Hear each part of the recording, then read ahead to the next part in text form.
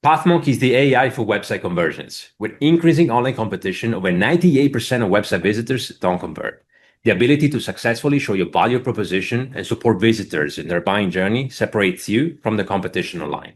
Pathmonk qualifies and converts leads on your website by figuring out where they are in the buying journey and influencing them in key decision moments with relevant micro experiences like case studies, intro videos, and much more. Stay relevant to your visitors and increase conversions by 50% by adding Pathmon to your website in seconds, by letting the AI do all the work and increase conversions while you keep doing marketing as usual. Check us out on pathmonk.com. Hey everybody, welcome back to Pathmonk Presents. Today we're joined by David Walton. He's the CEO of Tony Shield. David, welcome to the show. Thank you so much. Glad to be here. Glad to have you, David. Maybe we jump right in. We don't waste any time today. What about starting with the basics? What's the big idea behind the Tony Shield? And if you were explaining this to a friend over coffee, let's say, how would you describe what you do? Yeah, I'd explain it this way. I'd basically say, look, you're driving around and you don't, you don't know that you're being followed by a police officer. But at some point, you see lights behind you. How does that make you feel? A lot of people, they get a tight chest. Nobody wants to be accosted by the law, as we call it here, and a lot of times when people are in those situations, they don't really know what to say or do. And so, in the United States, we are heavily policed, at least in my opinion. And, what we do is we give you peace of mind. And we do that by providing a mobile app that provides you access to legal counsel instantly, right? And so our mobile app will allow you to basically register a recurring membership with Attorney Shield. That comes within a mobile app where once you enroll your account, you can tap the button, select your incident type, traffic stop, auto accident, domestic situation, or other. Allows you to confirm that. Once that's confirmed, within seconds, you're connected with a licensed attorney, and they will help you navigate that situation. And so, in most instances, most people don't know what to say or what to say or what not to say. As you know, self-incrimination is pretty common with people who are not aware of their rights, and we solve that problem. The other problem here in the United States, especially, is that we rank 94th in terms of access to legal care, legal support. And so most people can't afford an attorney, right? And so, really in it from an overarching perspective, Attorney Shield is sort of reshaping how you receive and access legal support and legal counsel. Oh, that's amazing. Thanks for that intro. And I think it's such a delicate subject that your explanation was very clear. But it is true that I know I've seen it, right? I'm not in the States, but I've seen it, and I think there's a whole niche in a way on YouTube, right? Even for people like recording themselves being stopped by the police. I think I watched a couple of those videos once, and it's pretty interesting, the way that you navigate that and trying to understand what to say, what not to say. I'd be so anxious, you know, to say the right thing or maybe shut up altogether. That Right. having something like that, I think it will really give me peace of mind, right? But if you explain it, very eloquently, but what's the key problem, would you say, that you help these people solve with the app and the and that instant access to a legal representative? Yeah, and so we look at ourselves as sort of, I guess, consumer protection. And so, people have, identity protection to protect their credit scores. They have other protections to insure their vehicles, their assets, their homes. And in that regard, people are paying a smaller fee in advance to hedge against a potential negative situation in the future. This is no different, but what we're doing is we found the niche where there's an area of access to legal services that is completely underserved. And so when you look at a traditional attorney, you've got to make an appointment, you've got to pay a consultation fee, and then if they decide to take your case and become your counsel, there's a retainer, and those retainers can be, $2,000, $3,000 at a $300 an hour rate. And frankly, normal people can't afford that. Right? They just can't afford that. And so they go without. Roughly, the average survey shows that about 32% of people go without legal help when they're in legal trouble because they just can't afford it. And so the niche we're serving here is creating what we call emergency and preventative legal care or legal support, right? And the deal is would you rather have an attorney available in the moment it matters such that you don't get charged, arrested, or ticketed? Or would you rather get the ticket or get arrested and then have to pay more for an attorney to help you mitigate the courts and getting you out of that trouble, or at least mitigating the circumstances down to something that you can afford to deal with? And so I think the average person would say, I'd rather have that attorney there in the beginning so that when interaction with police, whether it's a traffic stop or a child protective services situation, once that's done, I can go back to my regular day and I have no other obligation to the state, right? But that doesn't happen, and that's the niche that we're filling. That's amazing. I was gonna say I know the answer to that, and you then said it. I mean, essentially, it's like having someone with you 24/7. If you have an emergency, you can just pick your phone and have them there. I mean, it's a no-brainer for me. But Right, right. as Well, if you think as about it, far, like we have preventative health care, we have preventative dental care, we have all this preventative yeah. stuff, but we don't have preventative legal support, right? And this is sort of where the rubber hits the road, and we want to be there for everybody when they're in those moments. That's a fair point. How do these people discover you? I mean, in other words, are there any channels that have become your go-to for, marketing channels for bringing in more awareness, more customers or users, if you will, to the app? Yeah, good question. So we are a startup, and so startups, the biggest problem startups have is access to capital. And so we've been operating for about 2 years now, and by and large, we haven't spent a lot of money on paid ads or anything like that. The major source of our membership, our member base, has come from social media. Now we're kind of lucky in that regard. Some people sell, physical widgets. Some people sell, whatever. But what's great about us is that session, when you're on with an attorney, it's recorded and stored in our secure cloud. And many of our members give us permission to use their footage to educate others on, hey, here's how Attorney Shield helped me. And we are really lucky in that regard because when you check out our social media, whether it's Facebook at I think we're at 62,000 followers, but mostly YouTube, which is where all of the content is. Just in a year's time, we went from like 900 subscribers to 16,500. Right now, that doesn't sound like a lot, but it's a lot for us.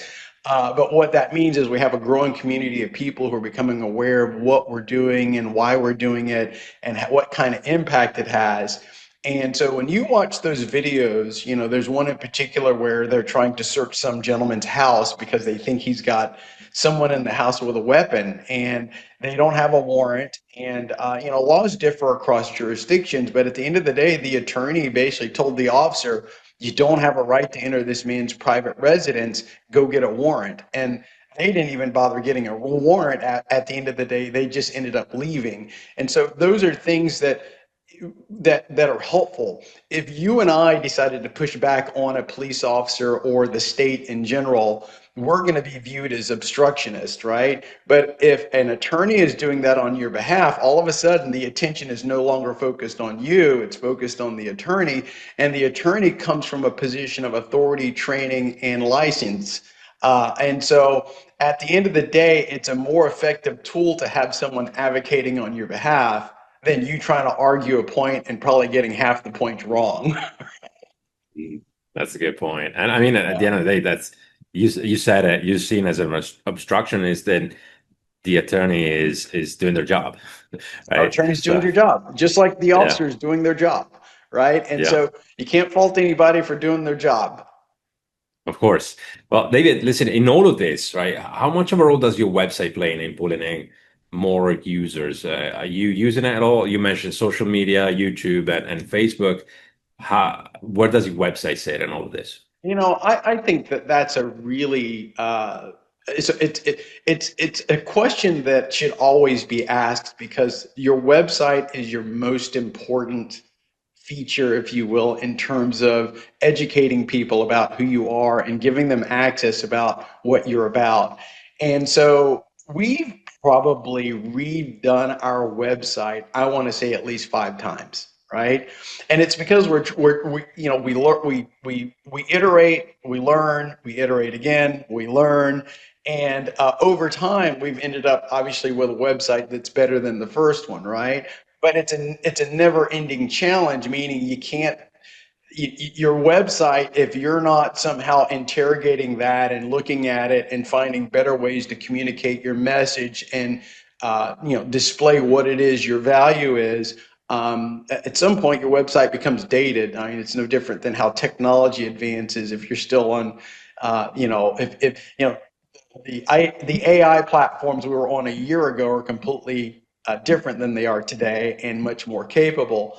And so, to me, I think the importance of companies like yours and what you do is that you don't allow the paint to dry, or you don't allow information out there that a company is communicating and displaying and trying to get out there to become stale. And you find very innovative ways of creating greater interest. And so what you want is you want people to spend more time on your website versus less. And if they spend more time on your website versus less, they're more likely to convert into a customer. And then even beyond that, your customers are still coming to your website, and you need to have them understand that you're still doing things to deliver even more value so that you retain that customer over time. And so it's an entire process, and your website is really at the top of your funnel, and the better you are at designing a really nice website with the right information, the more you're going to get them to come through the bottom of the funnel and become a customer. Well said, David.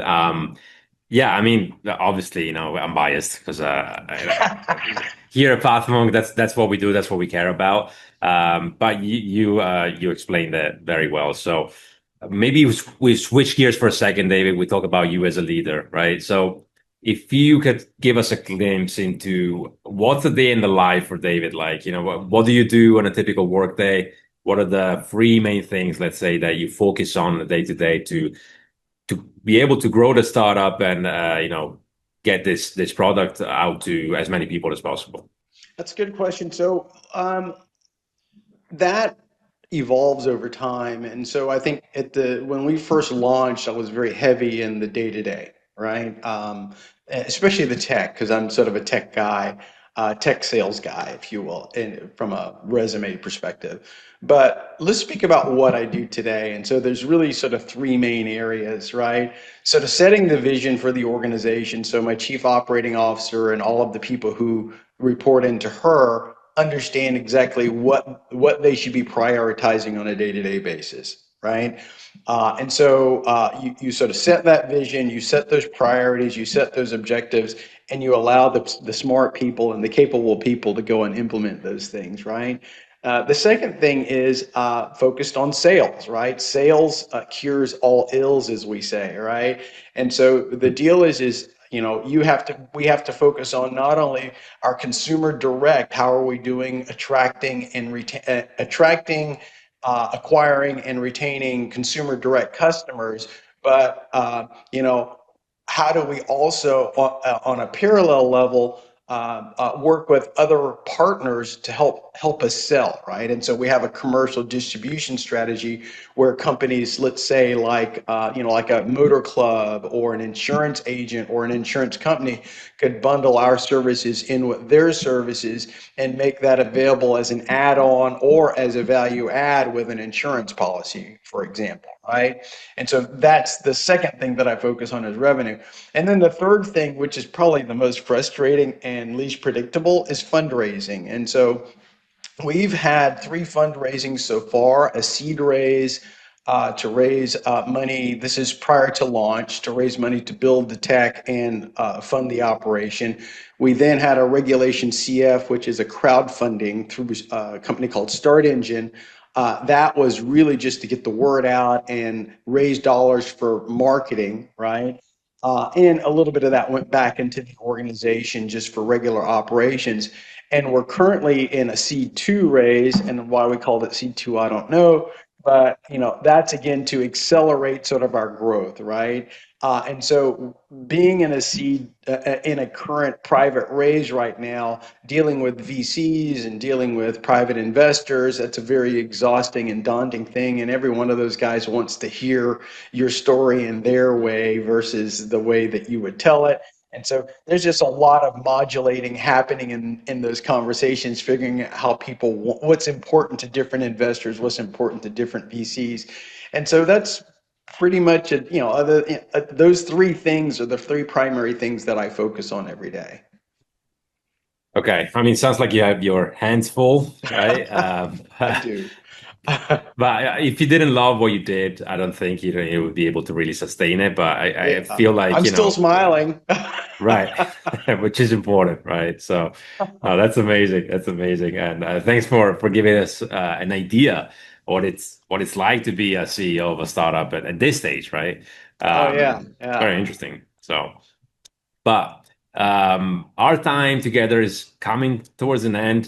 So we're in the back half, let's say, of the podcast here, David. I want to jump into our rapid fire segment. It's Got it. just a few questions to keep things light and engaging. Are you ready for it? Yep. All right. When it comes to consuming content, do you prefer watching, reading, or listening? Reading. Reading. Okay. What's the latest piece of content you read? Maybe a book, maybe an article that you picked up, and was there anything in it that really stuck with you? Yeah, it's very recent, a book on manifestation, right? And quantum mechanics, quantum physics, kind of related there. But yeah, on that. All Very right, I've interesting got a stuff. headache just by listening to it because I can't wrap my head around it, and it's super interesting as a subject. I just need someone that simplifies it for me because I'm not quite there yet. I You can know what I help you mean? with that later on for All sure. right, I appreciate that. I appreciate Yeah. that. Uh, so stay on that topic, maybe even though maybe it's more of a pun, but if you had a magic wand and you could fix one frustrating thing in your marketing life with tech, what would it be? That's a really good question. And I think the biggest thing that becomes a mystery to people are who are your most likely customers, right? And so the deal is the targeting that some of the platforms have out there, like Meta and what have you, are so granular, it's incredible, right? But knowing what audience you're after that will be most receptive to what you're selling, that's something that's sort of the oracle, the crystal ball thing. And I think that there are some platforms out there like Outer Signal, and I think iHeartMedia is doing some things where they try and apply this big data to identifying sort of the persona around your customer, like where do they live, what's the value of their house, what's their occupation, so that you can find lookalikes to then market to that look just like them. That's a tough thing, right? I think it's becoming easier, but it's still not it's not you don't there's not a solution out there that's a silver bullet, and so it's something that every business owner is going to need to work on. No, that's a good point. I mean, just trying to understand even the psychographics instead of the demographics, and really how people think, how they behave. And in a Yes, way, I sir. think, that's what we're trying to do with Patmok, but it's a separate subject, but it's really interesting too. I mean, Well, the line of work you're in is about behavior modification at the end of the day, right? You're trying to capture someone's attention away from all the distractions that they otherwise have in their life, and you're trying to get them to focus on something just enough to convert, right? And the deal is that there's science around sort of the things that you can do, but I think that changes over time given the breadth and the just the amount of media that's out there for people to consume. People are overwhelmed, and when they're overwhelmed, they shut down. And breaking through that I think is the key that needs to be unlocked, right? So, anyways, I think the work you do is amazing, actually. Thank you. Appreciate that. That's great. Um, David, if you could go back and give your past self a quick pep talk at the start of your career, of your entrepreneurial journey, let's say, what advice would you give yourself? It's funny because I do that regularly, right? I don't know if you speak to your past self or your future self, but I have conversations with my past and future self. And most of that involves saying, hang in there, right? Part of that to my future self says, thank you for the guidance that you gave me, right? And so to me, having a regular conversation with with a memory of yourself. So maybe you're going through a tough moment and you feel like nobody's there for you. Well, at a minimum, you're at least there for yourself, right? And you can basically speak to your past self and say, "Look, I appreciate you hanging in there. Keep fighting. I'm here because you did what you did." And then that works forward as well, right? I really try not to make a big deal out of sort of the time. I think that if anything, if you can envision your future just like you can remember your past, that's what you're preparing for. Mm, okay. I like that. I like that. I have to kind of think about it a little bit, but I like the frame of it, think about the future as if it's already happened, right? So you kind of guide yourself through it in a way, Yeah. right? It's funny you say that because and it's you're absolutely on target. I try not to use the word future or my future self. I try to say I'm remembering myself when, and when doesn't matter, right? Mm, Because mm. past, present, and future, it's kind of already happened. I'm just in this moment. I'm not where my future self is that I'm addressing, and that happens at different times. And so I just think it's important to sort of communicate or commune with yourself in at all stages of your life. And when you imagine the future, that's no different than imagining the past. That's the way I view it, right? And so build your future because once you imagine where you're at 10 years from now, 20 years from now, everything that you do in the present works toward that. And by and large, you're going to end up right there. I love that. I mean, that could be a whole different segment, a whole different podcast on this. But listen, I really appreciate your insights. This was super interesting, and I want to thank you a lot for being on the show with us today, David. I also want to give you a last word. So, if someone forgets everything about the interview today, which I doubt, what is the one thing that they should remember about the work you guys are doing? Yeah, I think the work we're doing is about sort of serving the underserved, right? Serving the underserved. And I say that because it's important, is that there are a lot of companies that have into their own because they serve the underserved, but then they stop, right? And I think as a business owner, you have to be thinking, okay, I solved that problem and I did such a great job at it. What other problems exist that are proximal to our skill sets, our capabilities that we can continue to solve? Where else are people being underserved? And I think that's what I want people to remember about Attorney Shield is that we were founded on serving an underserved market for protecting people, and that's what we'll always continue to do. David, it was a great conversation and I appreciate the insights. If someone wants to check you guys out, how can they do it? Where can they go? Really easy, attorneybutton.com. That resolves to attorney-shield.com. But attorneybutton.com will get you to our website, and from there, every which way you want to contact us, that'll be available on the website. Amazing. So I encourage people that, if they want legal representation on the spot, this is the best way to go. So we'll send them there. And David, again, thank you for your insights. I appreciate the conversation we've had so far. I appreciate your time and I wish you a wonderful day. Thank you. Thank you for having me on. Of course. All right. Bye, everyone.